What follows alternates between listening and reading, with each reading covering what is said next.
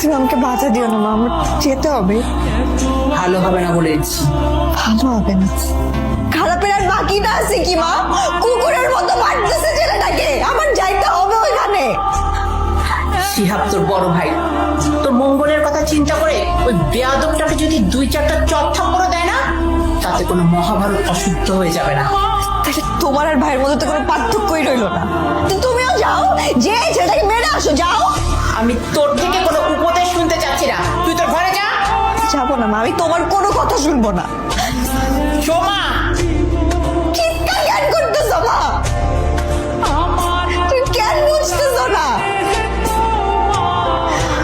সেটা তো খারাপ না, আমাকে ভালোবাসে, কি অন্যায় করছে? 2টা বছর একটা ছেলে একটা রুমাল নিয়েছিল শুধু আমার জন্য। আজকালকার দিনে এমন ছেলে কই পাওয়া যায়? হ্যাঁ,